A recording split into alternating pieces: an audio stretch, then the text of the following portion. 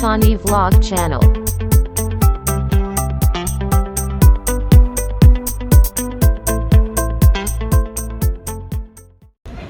Kita berbicara tentang sukacita dahulu, bahwa hidup perkawinan itu ada sukacitanya, bukan hanya penderitaan.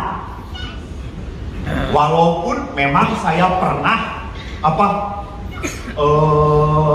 reuni dengan teman-teman SMP. Waktu reuni dengan teman-teman SMP, saya lihat teman-teman yang laki-laki tua semuanya. Padahal kita sama-sama usianya 50. Lalu yang lain ngomong, mereka manggil saya tidak ada pakai pastor, sama. Kok apa resepnya sampai lu kelihatan muda banget? Jangan kawin, bro.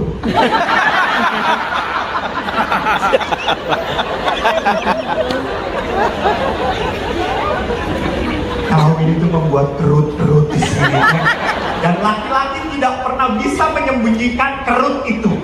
Kalau perempuan, wah pinter, ditarik loh, disetrika lah wajahnya.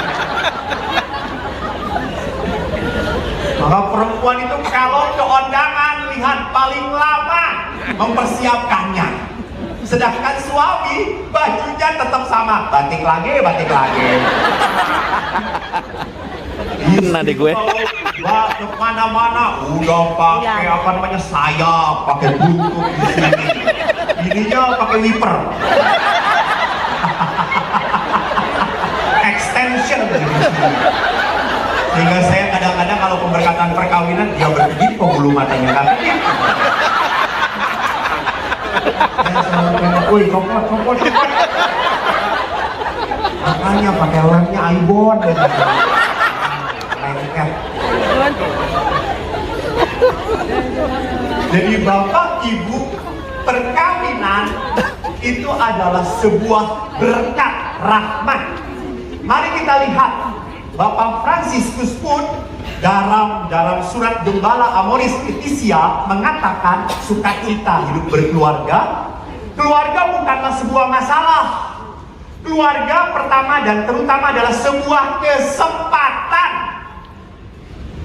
Hidup itu adalah kesempitan. Kesempatan, betul. Apakah Anda bahagia atau tidak? Tergantung siapa? Kita. Saya ini biasanya jalan lurus ini, sekarang ada kru apaan ada di sini. Tadi kita JR kagak ada yang kayak gini ya. Sudah saya berjalannya ke pinggir-pinggir saja, biarin mereka susah. Bapak Ibu, saya mau ngomong apa tadi? Kesempatan. Saya itu kan memberi retret berpuluh-puluh tahun. Anda tadi dengar dari CV-nya, saya hampir 25 tahun memberi retret anak SD sampai orang tua. Saya bahagia memberi retret. Itu talenta saya. Apalagi kalau memberi retret SD, menarik taat dengan pasturnya. Karena SD itu mana? Ya belum. Langsung. Kalau SMP, ya belum. Tapi kalau orang tua, retret orang tua lebih aneh lagi. Saya berkata, diam, tapi langsung turun. 10 menit. Tapi jujur saja, para pastor, tolong jangan pernah tersinggung kalau ada umat tidur di gereja. Bersyukurlah. Mereka sulit tidur di rumah Bapak. Tidak. Karena saya suka angkat tangan Tuhan, semoga gak bangun kamu.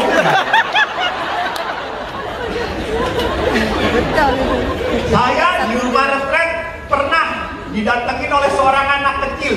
Dia kagum lihat saya pakai jubah saya tidak sama dengan Omi. Saya ada hitamnya lagi, kebetulan tidak saya bawa karena panas. Saya dengan balik papan. Baru dibalik aja udah panas. Ya, balik papannya kata saya. Lalu saya pakai jubah lengkap, anak itu kagum ya saya. Oh, ini Romo ya? Ya. Romo itu pemimpin gereja Katolik ya? Bukan pemimpin, saya cuma melayani umat. Hebat. Terus saking kagumnya dia tanya, Romo, Romo itu katanya nggak kawin ya? Lalu saya jawab, ya betul, saya nggak kawin. Ih, homo ya?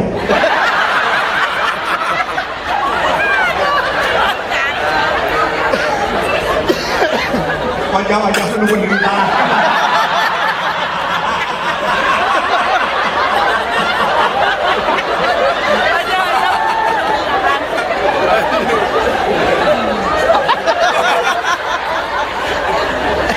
Lalu saya ngomong pada anak itu, enggak, saya normal. Pasti normal, ya. Bisa jatuh hati? Bisa. Ada? Banyak. Oh, jadi banyak yang jatuh cinta pada pastor. Ngantri. Lalu anak itu saking kagumnya, terus bagaimana pastor? Pastor tolak. Wih, kenapa ditolak? Saya lebih baik melayani Tuhan. Anak itu seperti ibu.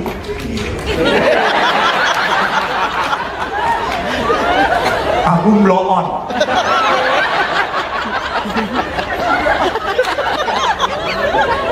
Lalu dia saking kagumnya, dia berkata, pastor, kalau pastor melayani Tuhan selama seumur hidup pastor, pasti pastor nanti mati masuk surga. Terus saya berkata, belum tentu.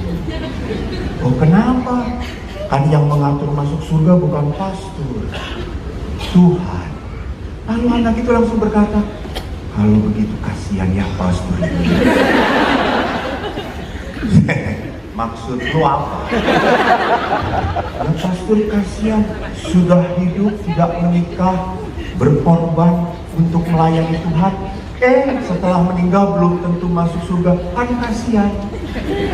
Lalu saya berkata, nah, saya nggak kawin supaya tidak punya anak seperti elu.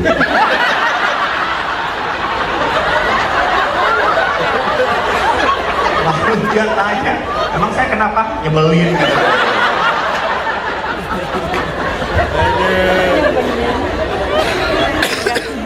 Lalu anak ini saking ingin tahunya, dia tanya lagi, pastor, apaan sih? Kata saya, kalau anak gua udah gua salib bersama Yesus. Kenapa? Pastor, kalau kita punya iman bahwa nanti kita ke surga dan hidupnya tuh sama seperti di sini, pastor. Sama maksudnya. Ya kita juga bisa kawin, bisa tidak kawin. Milih pastor nanti kalau sudah masuk surga, pastor milih mana? Apakah menikah atau tetap jadi pastor? Lalu saya berkata, nah, saya tidak pernah menyesal jadi pastor. Di surga pun saya tetap jadi pastor. Nah, sekarang Bapak Ibu, kalau pertanyaan anak kecil ini saya lempar pada Anda. Bapak Ibu, kalau nanti di surga boleh memilih pasangan, apakah masih memilih pasangan yang sama? Ya, disikut.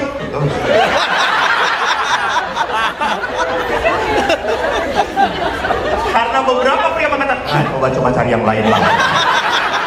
Icip-icip yang lebih baik. Jadi apa yang saya mau katakan, seringkali kalau pertanyaan itu dibalikkan pada Anda, apakah Anda sanggup hidup bersama-sama kembali?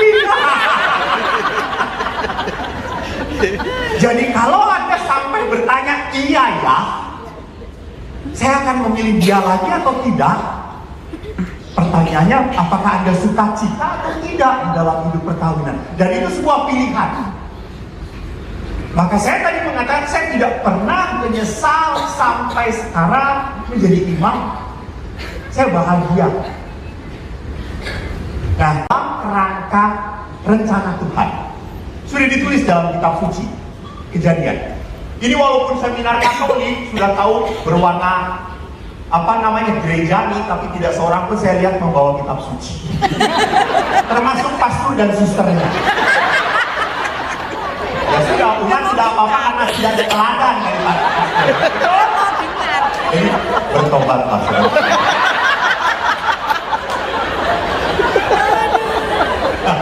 Yang pertama-tama harus bertobat pastor Paroki. Saya nanti malam diusir dari Lumo. Baik, mari kita baca Kejadian. Tuhan Allah berfirman, tidak baik kalau manusia itu seorang diri saja. Aku akan menjadikan penolong baginya yang sepadan dengan dia. Lalu Tuhan Allah membentuk dari tanah segala binatang hutan dan segala burung di udara. Dibawanyalah semuanya kepada manusia itu untuk melihat bagaimana ia menamainya.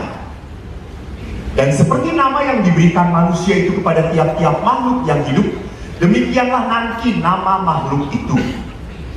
Manusia itu memberi nama kepada segala ternak, kepada burung-burung di udara, dan kepada segala binatang hutan.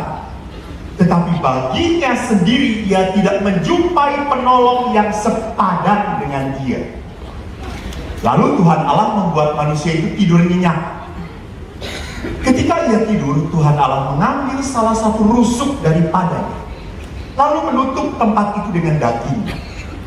Dan dari rusuk yang diambil Tuhan Allah dari manusia itu, dibangunnyalah seorang perempuan, lalu dibawanya kepada manusia itu. Maka manusia itu berkata, inilah dia, tulang dari tulangku dan daging dari dagingku. Ia akan dinamai perempuan sebab ia diambil dari laki-laki. Sebab itu seorang laki-laki akan meninggalkan ayahnya dan ibunya dan bersatu dengan istrinya, sehingga keduanya menjadi satu daging. Mereka keduanya telanjang, manusia dan istrinya, tetapi mereka tidak merasa malu. Demikianlah sabda Tuhan. Syukur kepada Allah. Bapak Ibu, ada beberapa petikan, cuplikan dari ayat cuplikan dari ayat yang ingin saya paparkan. Pertama, lihat, Allah sendiri yang berkata tidak baik manusia itu seorang diri saja. Anda jangan pastor sendirian. Tidak. Ingat, para pastor selalu hidup dalam komunitas. Saya baru kemarin saya tiba sampai hari ini menikmati tinggal di paroki Santo Petrus Dohor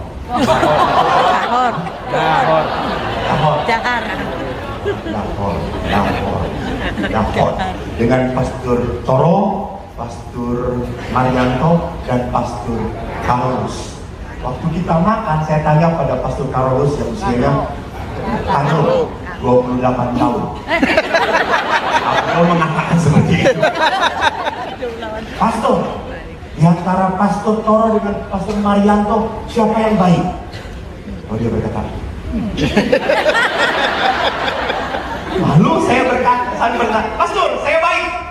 Saya baik. Ya, baru 2 hari baik. 2 tahun mati.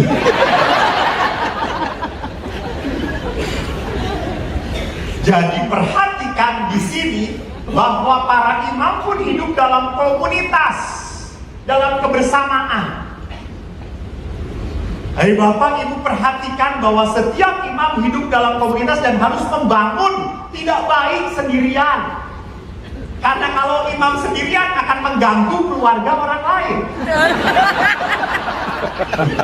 Karena apa? Karena manusia itu butuh komunitas. Maka Bapak Ibu jangan, maaf, pastor Kalimantan tidak ada yang seperti itu. Ini saya cerita pada pastor di planet. Pastor di planet. Jadi ada komunitas pastornya ini senang sekali kunjungan umat. Tapi pertanyaannya, apakah dia memang senang berpastoral atau senang melarikan diri dengan teman serumahnya? Karena merasa tidak cocok, lalu lari. Lebih senang kunjungan-kunjungan. Sama, apakah umat pun rajin di gereja karena di rumah tidak nyaman? Halo. Itu bukan pelayanan, itu pelarian. Jelas Bapak Ibu? Jelas. Bertobatlah. Jadi ini kata-kata Tuhan tidak baik kalau manusia seorang diri. Manusia itu butuh komunitas. Maka karena manusia butuh, Allah mengatakan penolong yang sepadan. Lihat di sini. Jadi pria dengan wanita sejak awal mula dijadikan penolong, bukan penghambat. Penolong itu berarti hidup lebih baik, lebih mudah, lebih indah, bukan lebih berat. Jadi suami istri dan hidup berdua itu bukan makin, ya hidup dengan kamu semakin berat. Terus istrinya akan berkata, emang gue enggak, gue lebih berat. Maka lihat, kalau mau pasangan, kalau mau datang untuk kanoni kepada para pastor, pasti pegangan tangan, betul nggak pastor ya? Pegangan, lihat pastornya, lepasin. Erat, diremes-remes. Tapi kalau coba sudah mau 20 tahun perkawinan, saya pernah ada bapak ibu mau 20 tahun perkawinan, suruh datang ke pastoran, teksnya diperiksa, suaminya itu turun mobil, jegrek. Istrinya, mana istri itu di belakang.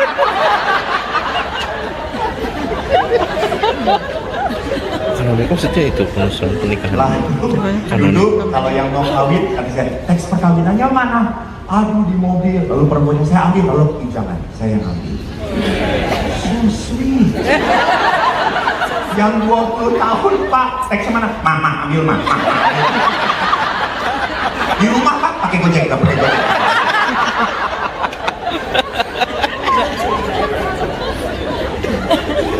Jadi ini bukan penolong, ini pembantu namanya. Jadi tolong jangan menyalahkan kalimat Tuhan. Allah adalah penolong, bukan pembantu. Kalau pembantu itu berarti terus, tapi penolong sometimes I need you, dan sometimes you need me. Ngerti nggak? Ya gila.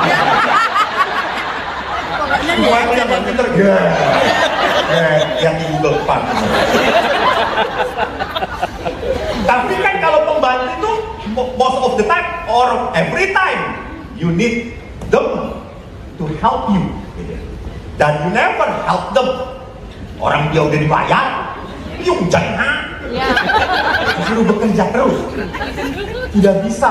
Di dalam konsep penolong adalah tidak memperbudak. Dan apalagi dikatakan sepadan. Sepadan itu bukan sama, sederajat. Jadi tidak ada di atas di bawah. Bapak itu kepala keluarga, suka bangga kayak gitu. Ayah itu kepala keluarga. Pak, jangan macam-macam. Suami kepala keluarga, istri leher keluarga. Kepala nggak nengok, kalau leher nggak nengok.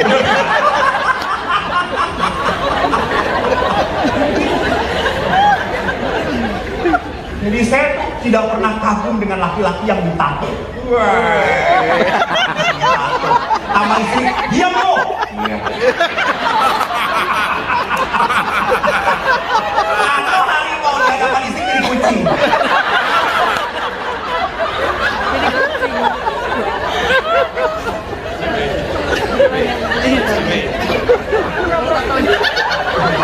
Sudah jangan dibahas tatonya. Terima nasib saja Bu. Mumpung suami sedang jauh. Samarinda ya Bu. Jadi perhatikan di sini Tuhan mengatakan sepadan. Tidak sama. Laki dan perempuan beda banget. Beda karakternya. Kecil sangat diperhitungkan. Ya toh, kalau misalnya anak sekolah di Jakarta, di mana? Dekat sekolahnya atau tidak? Kita nengoknya berat atau tidak? Dihitung. Kalau suaminya udah sekolah, nggak mau repot. Yang penting itu suami terima beres, padahal nggak pernah beres-beres. Bapak sudah menikah. Bertukar sekali.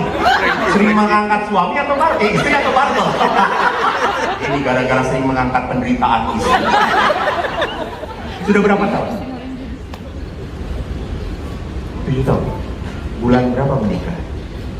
Weh, masih hafal 7 tahun. Bapak 7 tahun menikah dengan istri. Di dalam perjalanan 7 tahun, itu 10 tahun pertama biasanya perkawinan punya naik turunnya. Jadi kalau 7 tahun perkawinan, Bapak tahu tidak nomor dalaman istri? Jangan beritahu nomornya, tahu atau tidak gitu ya. Lihat laki-laki. Laki-laki tidak pernah tahu nomor berapa istrinya, karena laki-laki sangat body language segede gini Pak. Dulu segini, sekarang segini.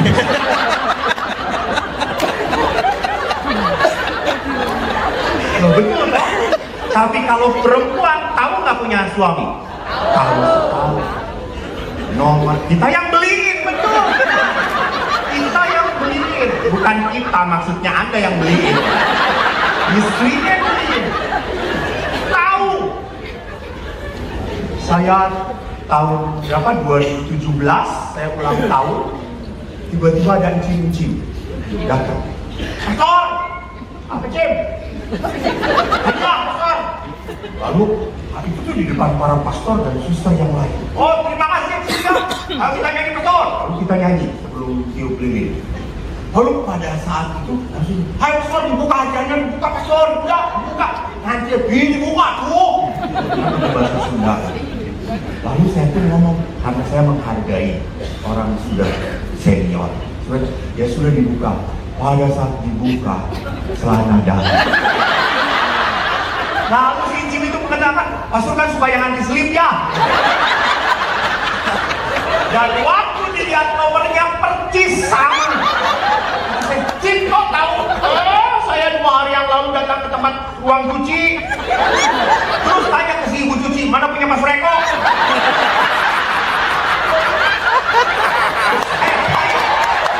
Hebat banget. Kok apa? Kok apa? Oh, saya potret. Cim, jangan dijadiin PP ya. Jadi apa yang saya mau katakan bapak-bapak, wanita itu tangguh sekali. Tuh, itu wanita berbeda. Kalau pria itu kan udah nggak bisa, ya udah selesai. Tapi kalau wanita, dia tidak akan pernah mengatakan tidak sebelum diusahakan terus.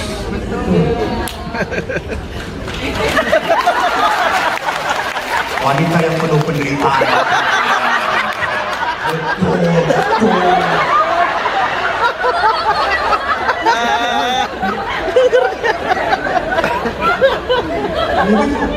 Perempuan kalau para laki-laki tuh nggak bisa, ya sudah. Kalau nggak bisa, masa nggak bisa? Aja. Lihat saja gaya nawar perempuan. Saya belajar dari ibu saya. Berapa Bang? 500, 500. 200, 200. 500, Neng, 500. 200. Ya udah 400, 200. Satu lagi, balik lagi. Dikasih dah. Allah. Artinya si Mang itu ngasih bukan karena dapat untung, tapi karena menderita. Itu wanita, betul. Jadi perhatikan di sini, pria dan wanita tidak sama tetapi saling melengkapi. Bapak, dalam perkawinan pada saat Anda drop, jatuh, siapa yang mengangkat Anda kalau bukan istri Anda? Istri yang selalu mengatakan, wah, ayo, bisa, jangan menyerah. Di sana, itulah yang disebut sebagai komplementer, saling melengkapi. Dikatakan oleh Tuhan, penolong yang sepadan, yang saling melengkapi. Dan yang kedua yang ingin saya katakan, wanita itu diberikan kepada Adam anugerah. Jadi suami itu anugerah bagi istri dan istri itu anugerah bagi suami. Nah, Bapak, waktu sebelum menikah dengan ibu, bahagia atau tidak? Ini bukan jebakan Batman, jujur aja udah lah. Bahagia. Lalu kenapa nikah dengan ibu? Wow, tepuk tangan supaya lebih bahagia. Supaya lebih bahagia, ini harapan. Kenyataan. Jebakan Batman juga. Oh, tidak bicara di pengakuan dosa.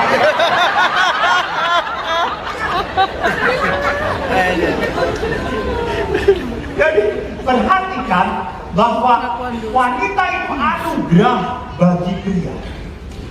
Pak, sekali lagi. Jujur. Di hadapan pastor. Ibu semangat sekali. Sekarang tanya ibu, dari tadi mau bapak terus. Jawab. Apakah bapak adalah pria satu-satunya dari dulu ada yang di hati ibu? Sebelumnya belum pernah jatuh cinta pada siapapun? Sebelumnya ada.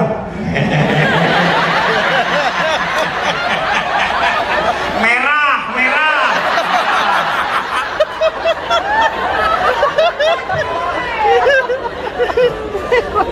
Betul bahwa mungkin pasangan Anda bukan cinta pertama Anda, betul atau tidak?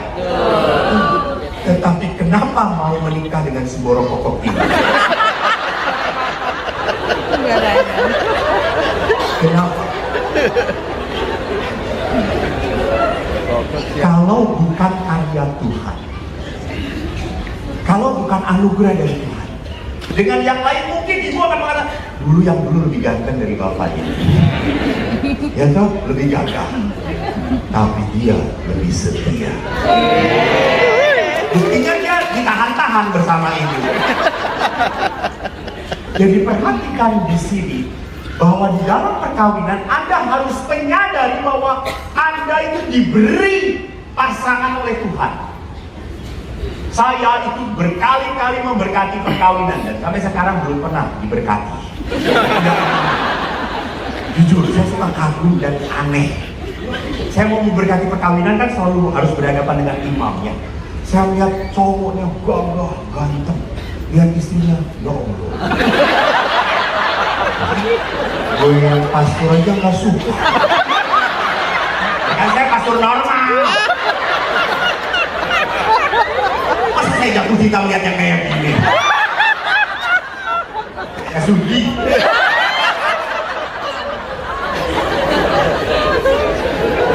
Lalu pas calonnya kamar mandi, saya tanya, Pak, Mas betul mau nikah dengan perempuan? Betul pasti. Apa sih cantiknya? Lalu dia dengan tenangnya berkata, Pastor tidak melihat apa yang saya lihat.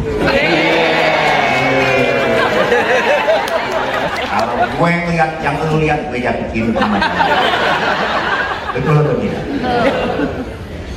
Anda melihat sesuatu keindahan dalam diri pasangan Anda. Betul atau tidak? Betul. Coba tatap sekarang pasangan Anda. Yang tidak punya pasangan, tatap Tuhan Allah. Yang tidak membawa pasangan, tatap Tuhan Allah. Dan Tuhan Allah berkata, siapa lu?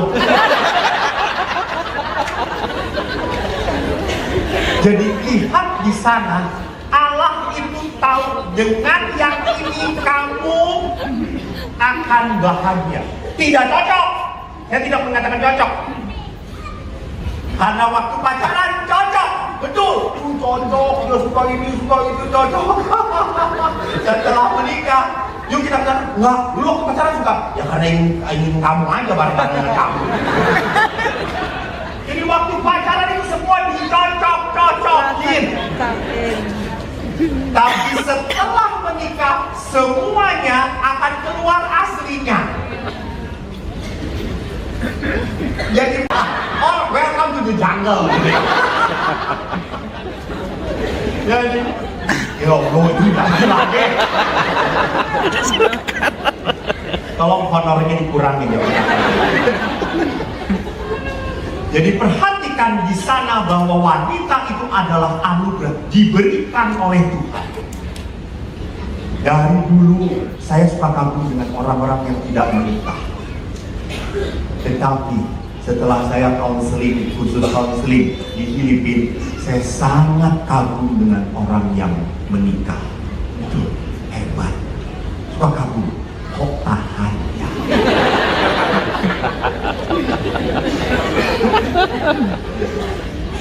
Begitu bertahan bersama-sama sampai berapa bulan yang lalu saya misa di tebing tinggi, lalu ada opung doli dengan opung boru. Bahasa Batak itu opung doli adalah bentuk opung laki-laki, yang perempuan opung boru. Lalu jalan berdua, saya kaget, opung sudah 70 lebih masih berpegangan tangan. Sayang ya? Bukan, takut jatuh. Jadi dia manfaatkan istrinya untuk menjaga dia. Pantesan kalau nyebrang istrinya, ayo terus pung.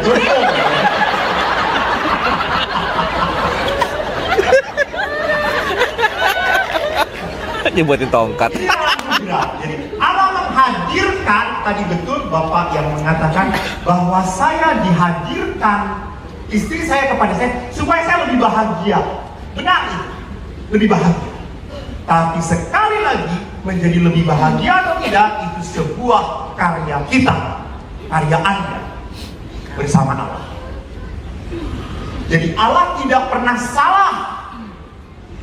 Yang salah adalah Anda kurang mengelola dengan baik. Saya mencintai tanaman. Lalu semenjak di tebing tinggi saya mencoba untuk merawat. Saya biasanya hanya melihat. Lalu saya melihat di tukangnya mawar bagus banget, bunganya segede-gede gini. Saya beli, no pack, go. 250. Lalu saya beli, saya tanam. Beberapa bulan kemudian keluar bunganya kecil-kecil. Kata saya kurang ajar nih. Saya datang tukang dagang, tukang bunga. Bapak berbohong pada saya. Apa bohongnya? Dan kalau dengan orang sana terus kencangnya.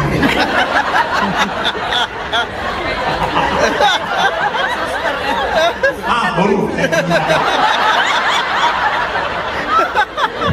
Daripada nanti digonggong, apalagi baru panjaitan. Sayur kol.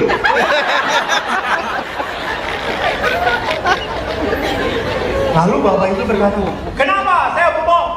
Saya tidak berbohong. Mawar yang saya beli di sini bunganya besar-besar. Saya tanam beberapa bulan, kecil-kecil bunganya. Bapak tidak kasih pupuk, kasih pupuk, saya kasih siram bagus-bagus. Lalu si opung itu berkata, bapak kurang memberi kasih. Langsung saya bilang, iya betul. Betul. Coba saja, bunganya hidup loh itu. Dia mengatakan, saya ajak ngomong Pak bunga ini, sehingga bunganya mekar.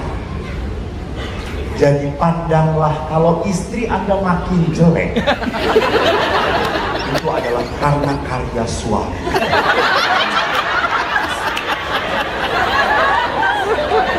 Masa karya pastor paroki?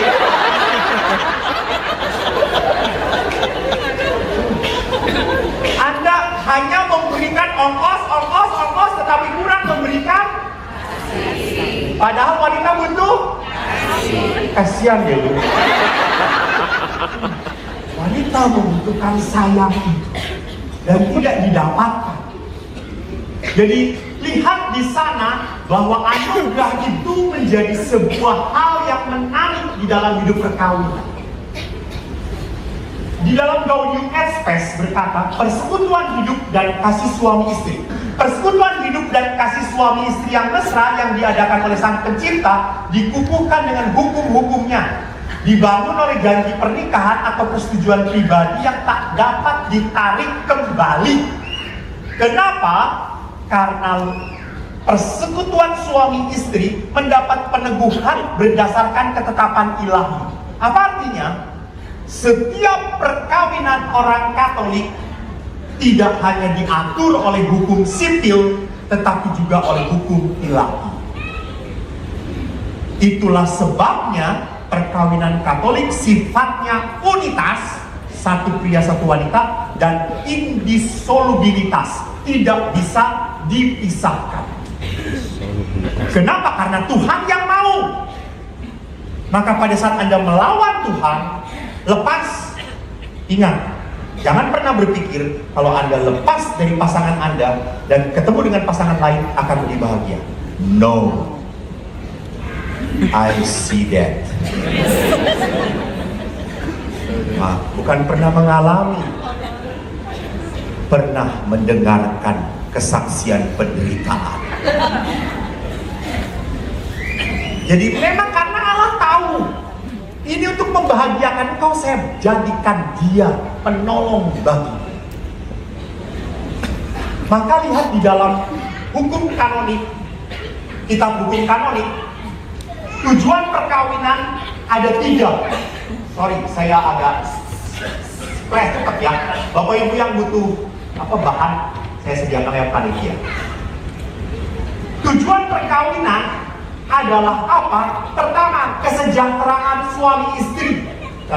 Perjanjian perkawinan dengan mana pria dan wanita membentuk seluruh kebersamaan hidup dari kodratnya terarah pada kesejahteraan suami istri, pada kelahiran dan pendidikan anak. Jadi yang nomor 1 itu kelahiran atau kesejahteraan? Kesejahteraan. Hanya seringnya orang membalik. Orang kalau tidak punya anak langsung berpikir, ngapain kita bertahan kawin ya? Tidak ada artinya kan kita tidak punya anak. Tolong lihat tujuan perkawinan pertama, demi kesejahteraan. Toh kalau Anda sudah menikah pun, anak besar, anak akan meninggalkan Anda. Betul atau tidak? Betul. Dan Anda berdua lagi. Dan pertanyaannya, apakah anak Anda kalau sudah menikah masih ingat orang tuanya? Jarang. Apalagi kalau anak Anda laki-laki. Karena pada saat telepon ibunya, istrinya akan berkata, telepon siapa? Mama, kenapa telepon? Ya. Jadi memang anak itu adalah anugerah dari Tuhan. Kita tidak bisa memaksa supaya Tuhan memberi. Anugerah dari Allah. Jadi ini pemberian. Tidak otomatis kalau saya menikah, saya pasti punya anak. Tidak ada anak itu sebagai otomatisasi dalam hidup perkawinan. Otomatis dalam hidup perkawinan adalah apa? Menyejahterakan. Bukan mendapat anak. Jadi anak ada ataupun tidak, perkawinan tidak pernah bisa diputuskan. Berikutnya, lihat janji perkawinan. Anda masih ingat janji perkawinan Anda? Pasti tidak ingat. Saya ingat. Karena berkali-kali mendengarkan. Janji perkawinan yang sekarang beda dengan yang dahulu, yang sekarang dalam ritus terbaru menarik sekali. Dikatakan, saya Konstantius Eko Wahyu memilih engkau, Juminten. Gak ada yang namanya Juminten, karena itu tukang gudeg di Jogja. Dia betul menjadi istri saya. Saya berjanji untuk setia mengabdikan diri kepadamu. Lihat, perhatikan. Saya, namanya disebut memilih engkau. Jadi ini adalah tindakan aktif atau pasif? Aktif. Aktif. Saya memilih engkau. Jadi ini di depan umum dikatakan, lu jangan macem-macem. Ini punya gue. Jadi di saat pernikahan saya tidak malu mengakui bahwa dia istri saya. Tidak malu. Tapi kadang-kadang setelah menikah, suami tanya, Pak, mana istriku di pojok? Yang mana aku yang duduk?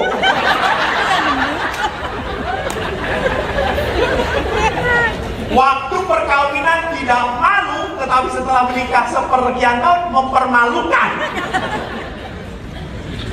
Nah, dilihat di dalam janji perkawinan, saya sadar memilih dia di depan umum, ini punya saya. Lalu dikatakan, saya berjanji untuk setia mengabdikan diri. Bukan menjadikan dia abdi, bukan, tapi mengabdikan diri. Saya akan menjadi penolong dia. Saya akan nolongin kamu. Maka pertanyaannya, kalau suami pulang kerja, Ma, kopi, Ma, makan, Ma, air panas. Padahal istrinya sedang beres-beres. Jadi besok lagi, Bu, kalau suami, Ma, air panas, kopi, taburin.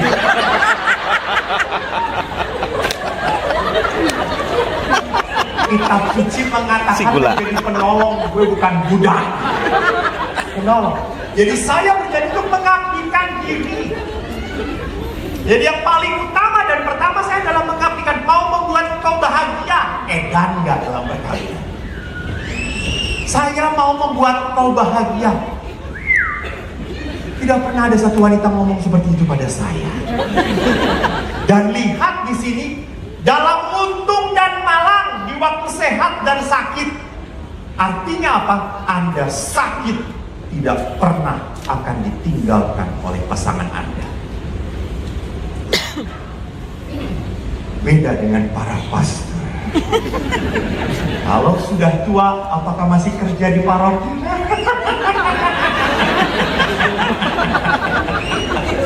Kami butuh pastor-pastor yang muda, yang bisa khotbah, bisa pelayanan ke sana sini. Yang tua pensiun.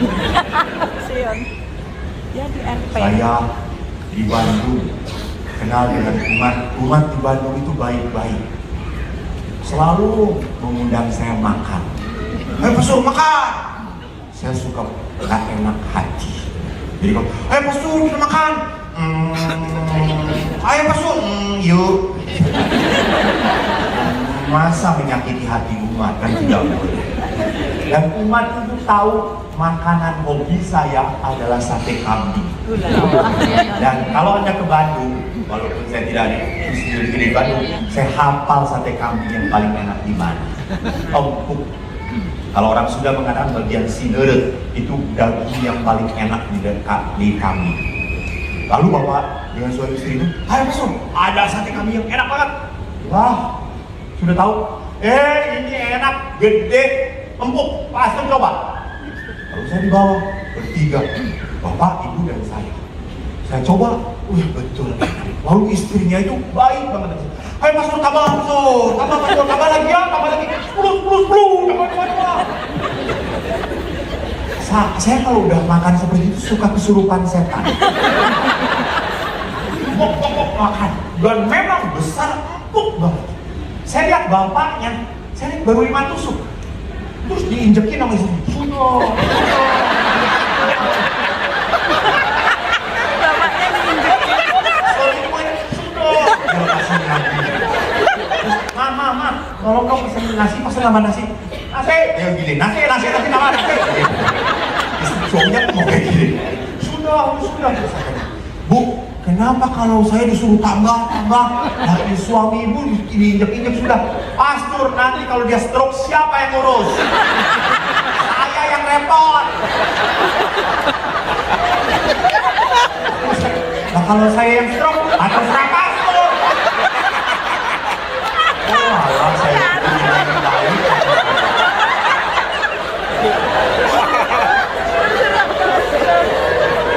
Lalu akhirnya saya berhenti setelah 25 tusuk. Udah kenyang. Karena tahu tidak ada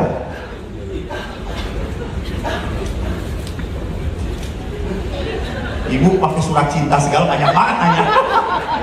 tidak ada yang akan setia pada saya dalam malam. Dalam untung banyak. Saya baru datang, potong.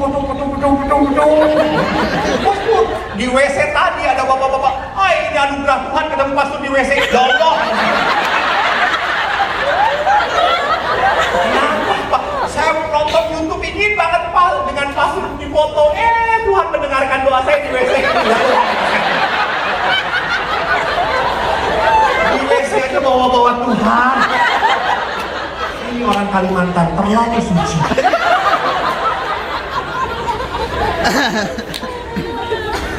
Jadi lihat di dalam janji perkawinan pun gereja sudah memperlihatkan bahwa perkawinan itu banyak sukacitanya. Dilindungi, betul. Bahwa di dalam perkawinan orang harus tahu engkau mendapatkan anugerah terindah dari Allah. Maka perkawinan itu mempunyai akibat. Apa akibat pertama? Ini saya ambil dari kitab kanonik. Kanonnya, KHK Kitab Hukum Kanonik. Kanonnya tidak akan saya bacakan keterangannya saja. Akibat pertama, ikatan dikatakan bersifat tetap. Karena sekali dilangsungkan secara sah, maka ikatan itu akan bertahan dan berlangsung sampai salah satu pasangan dipanggil Tuhan. Lihat di sana. Jadi di dalam perkawinan itu sifatnya tetap. Bapak Ibu, coba Bapak Ibu lihat, kalau pasangan menikah, sadar atau tidak? Pak, ini saya sudah melihat putih rambut. Baru berapa tahun perkawinan, Pak? Baru berapa tahun? 30, Bapak 35, Ibu 34.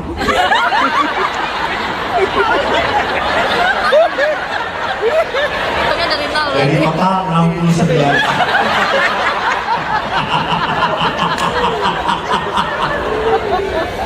Pak, setelah 69 tahun menikah, usia baru 50 ya. Sejak dari sudah dikawinkan. Setelah 34 atau 35 tahun perkawinan, sadar atau tidak, di dalam perkawinan wajah bapak ibu makin lama makin sama, mirip. Coba pandang. Kok iya? Pandang dulu kok iya langsung. Memandang aja belum? Ya.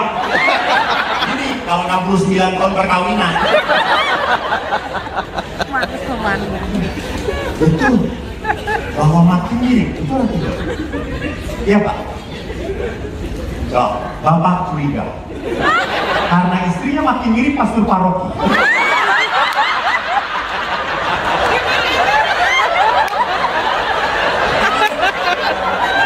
Bisa aja lagi, ini bisa aja. Yang serius. Dia yang berbuat, dia tidak mau bertanggung jawab.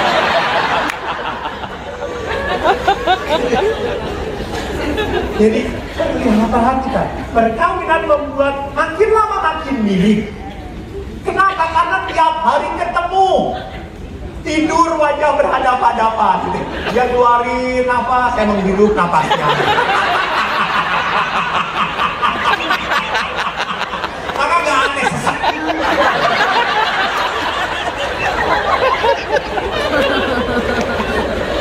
Karena dia menghirup apa yang dia keluarkan gitu. Itu perkawinan menjadi tetap. Dan lihat di dalam perkawinan pun suami istri sudah tidak perlu banyak ngomong-ngomong, sudah ngerti. Suaminya senang apa, istrinya senang apa, sudah langsung pas. Ngerti. Kalau suaminya sedang kayak gini, ini. Itu. Kalau suami kan, pening. Itu kode. Tapi kan beberapa istri kadang-kadang juga itu pegel. Langsung sharing pegel. Jadi kadang-kadang istri juga kurang ajar ya. Benar. Ada beberapa istri yang ngomong, pastor, kita sudah 5 tahun pernikahan, sudah punya 2 anak, udah cukup lah, gak perlu gitu-gitu lagi. Lah suami ibu, suami masih membutuhkan, udah suruh jadi pastor aja. Saya maaf, jadi pastor tidak terima barang second. Enak aja bekas ibu suruh jadi pastor. Ibu yang enak, kita yang menderita.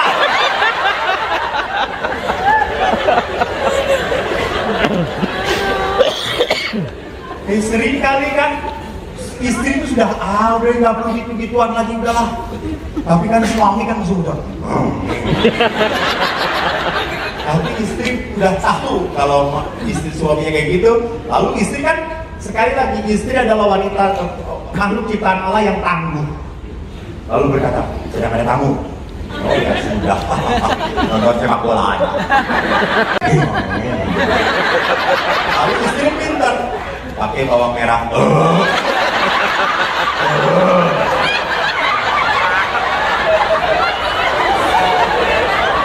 Bapak datang membawa bawang merah langsung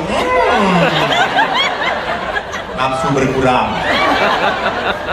Sudah main gaplek aja. Tapi beberapa hari kemudian suami pun tidak kalah tangguhnya. Ngomong gak ada anak-anak. Lalu ya sudah, cepat. Sudah belum. Ya, pertanyaan ibu, kok tahu? Nah, saya pasang CCTV, Bu Erna.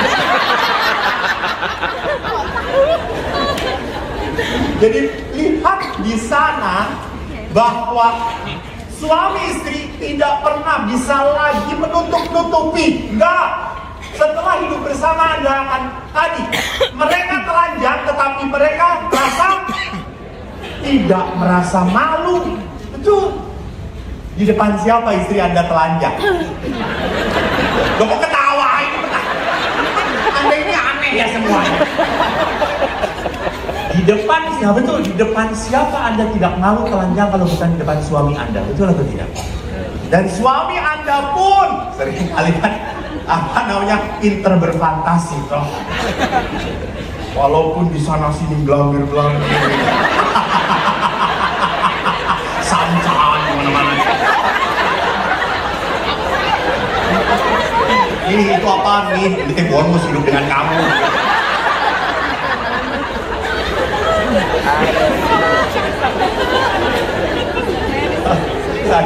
Saya kemarin tanya kepada pasangan suami istri waktu anak komuni pertama. Lalu saya tanya, anak, kalau kamu di rumah siapa yang pernah melihat? Saya tanya kepada anak, siapa yang pernah melihat orang tuanya berkelahi, berantem, marah-marah? Saya pukul. Terus saya sering tiap hari. Oke, lalu saya tanya lagi, siapa yang pernah melihat pak ayah ibunya berpelukan, berciuman? Nah. Bapak ibu, Anda tidak pernah melihat bapak ibu berciuman dan Anda bisa menghasilkan 5 anak. Bagaimana kisah ceritanya? Namanya orang sana kan langsung ngomong, ya gelap-gelapan pastor. Oh, pantesan anaknya hitam semua.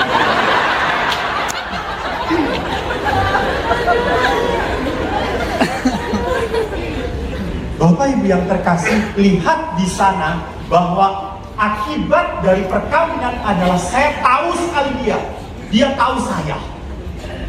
Dan ikatan perkawinannya adalah eksklusif, artinya eksklusif hanya dengan engkau.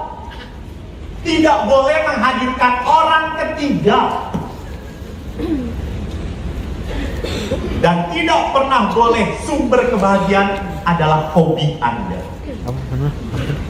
Ibu, saya tolong. Bapak sedang tidak ada, kan?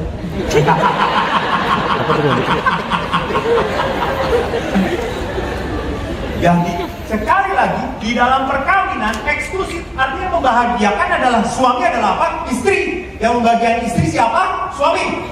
Bukan yang membahagiakan suami adalah hobi. Salah. Saya ingat Bapak Pendeta pernah cerita pada saya. Nah, saya bergaul dengan pendeta juga. Pastor, Saya punya umat, Ustaz. Terus gimana? Umat itu memelihara burung. Burungnya tiap hari disapa. Jo. Dia pakai sarung lorong. Jo. Jo. Sampai istrinya tuh jengkel. Suaminya itu kalau Jo, sudah makan belum Jo? Jo, ayo Jo. Senang sekali. Lalu suatu hari suaminya ini tugas keluar kota. Lalu suami berkata, tolong ya urus burungku. Lalu istrinya berkata, baik, saya akan urus.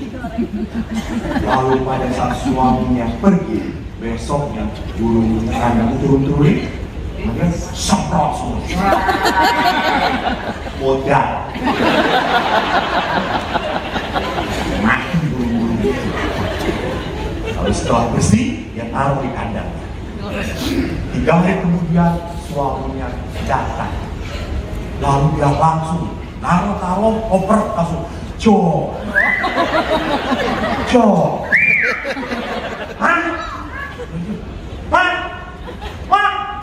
Dia lihat 10 burungnya mati. Ini gimana semua yang saya suruh pelihara mati semuanya? Gimana kamu ini? Lalu istrinya dengan tenang, Pak, waktu menikah saya berjanji pada Tuhan hanya untuk mengurus 1 burung. Supaya 1 burung ini tidak mati, yang 10 saya pilih. Tolong jangan disiarkan. Burungnya saya matikan.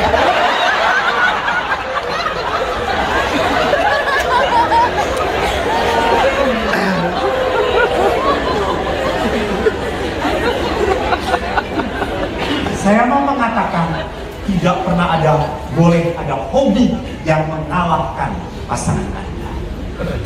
Karena pasangan, memang kita butuh hobi, betul. Saya hobi naik motor, ya.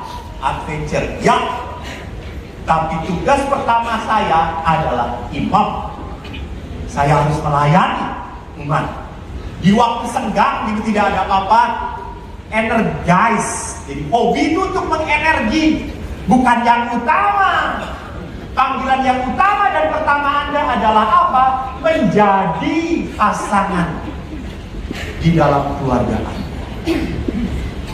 Akibat yang kedua, bahwa secara yuridis teknis perkawinan sah antara 2 orang yang dibaptis disebut sakramen. Secara teologis perkawinan 2 orang dibaptis melambangkan dan mewujudkan tampak nyata relasi kasih antara Kristus dan gereja. Bapak, saya sangat takut waktu mau menyiapkan seminar ini. Karena apa? Saya diberitahu promo yang hadir kurang lebih 900 orang.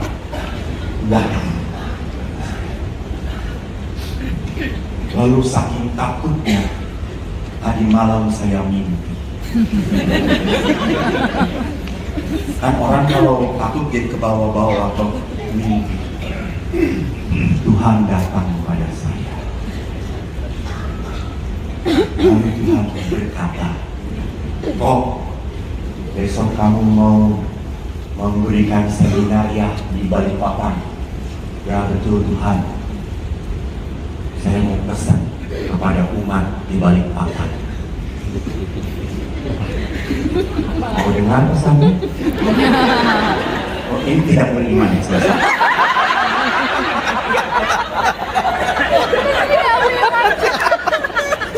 Mau dengar pesannya?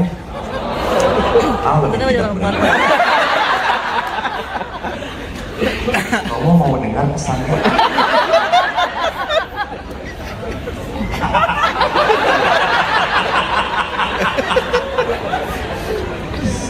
Karena 1 orang ini, maka saya beritahukan pesannya. Lebih baik 1 orang binasa kan dalam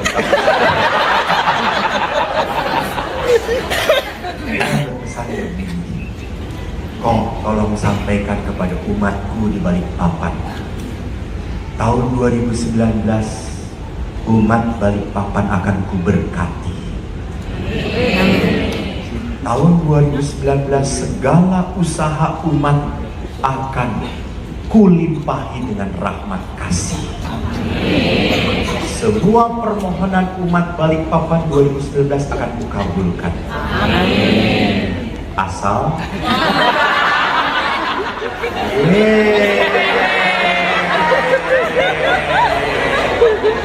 nggak ada yang gratis.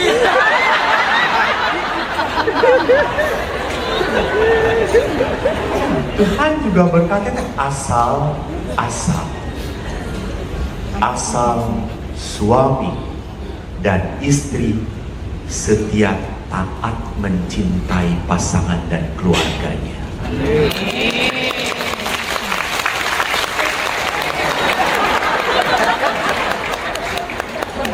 Ngomong dong dari tadi. Saya ingat ada kisah dari Cina. Orang Cina kan percaya sekali dengan dewa-dewa. Lalu ada 3 dewa. Dia diam di depan rumah. Lalu ibu-ibu lihat ada 3 dewa. Lalu dia bahagia kalau dewa itu masuk, berarti berkat datang. Lalu dia lihat, oh dewa siapa saja? Oh dia lihat, oh ini dewa kekayaan.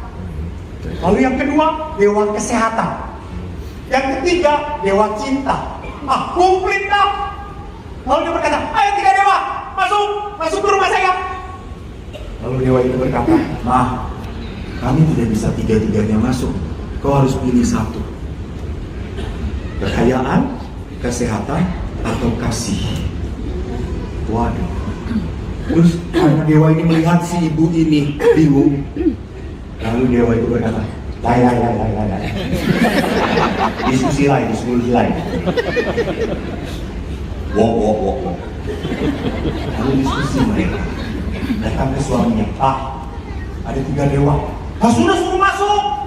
Gak bisa dewa itu masuk 3-3-nya, kita harus pilih. Emang dewa apa aja? Kekayaan, kesehatan, dan kasih. Oh ya sudah, kekayaan. Suruh masuk, kita kaya. Terus istrinya, Pak, kalau kita kaya, tapi kita sakit, menderita Pak. Kita punya jet, punya pesawat, duduk di kursi roda pian sulit.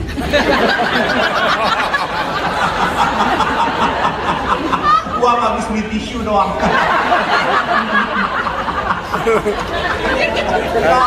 Istrinya berkata, suaminya berkata, oh iya juga ya. Ya sudah, kesehatan, suruh masuk. Dewa kesehatan, Pak, kalau kita sehat, sejahtera, tetapi tidak punya uang, apa nih juga dapat ya? Anaknya teriak di belakang, ya udah mah, Pak, panggil jadi dewa kasih, dewa cinta supaya di rumah kita ada cinta. Oh ya sudahlah, kita dengerin anak kita. Lalu si ibu itu keluar, dewa, kami sudah memutuskan, dewa cinta, dewa kasih, silakan masuk ke dalam. Dan pada saat dewa kasih masuk, 2 dewa yang lain masuk juga ke dalam. Terus berkata, loh, kok 3-3-nya masuk? Nah, kalau kamu hanya mengundang dewa harta, kami tidak bisa masuk. Kalau kamu hanya mengundang dewa kesehatan, 2 yang lain tidak bisa masuk. Tapi kalau kamu meminta dewa cinta, semuanya masuk. Jadi Bapak Ibu, Anda tahu, kalau usaha Anda mulai mampet, mulai tidak ada apa-apa, sulit sekali, berarti hubungan suami istri sedang tidak baik. Kalau hubungan suami istri penuh dengan kekuatan, penuh dengan kasih, persatuan, maka berkat akan mengalir dalam hidup keluarga.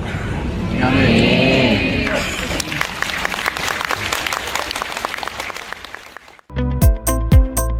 Antoni Vlog Channel.